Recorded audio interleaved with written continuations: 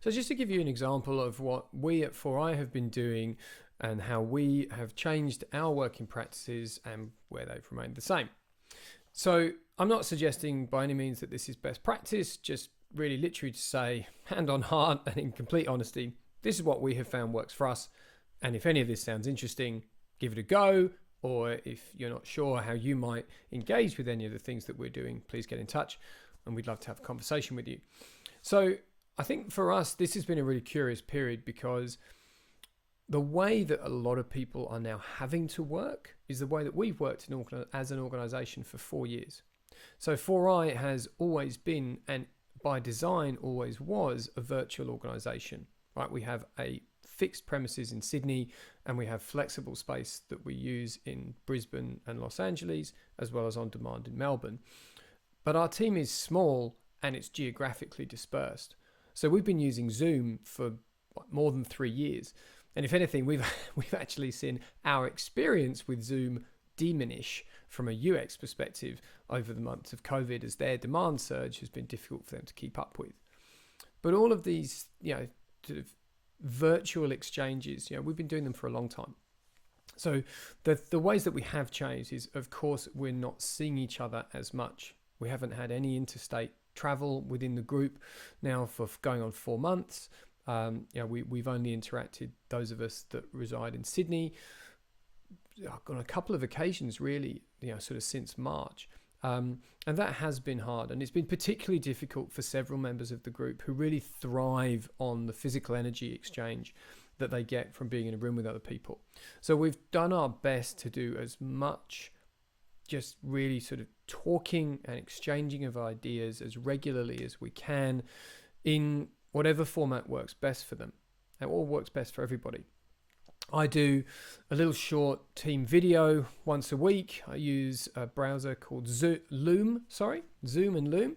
And Loom I find is really quick and easy way to just record a video like this and immediately just send a link out to the team. So Loom, that will be tip number 1.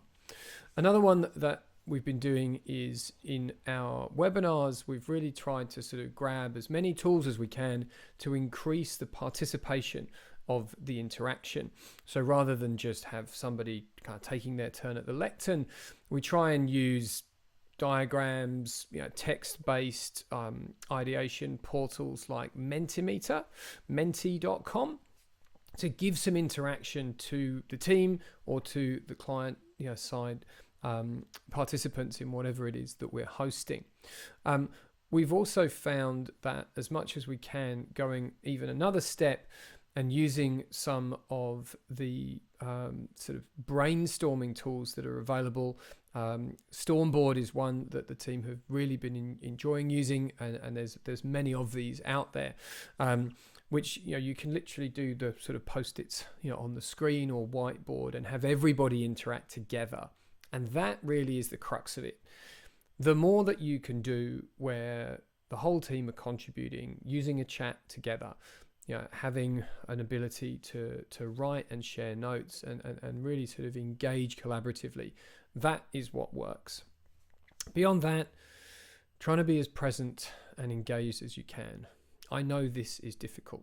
This unblinking eye that we're forced to now interact with is unusual. It's certainly taken me a long time. I started the journey making these videos back at the end of last year and really struggled with it to begin with. Probably still struggling with it now, you tell me. But this is a progressive development. This is an evolution. It takes time. So be kind and be patient with yourself and with others as they're working to find their way in this new way of working. So I hope that's been helpful. It's just kind of a little bit of sharing and a few ideas there. Onto the thought for the week, and then a little bit more into the research next week as we continue this focus on Into the Office.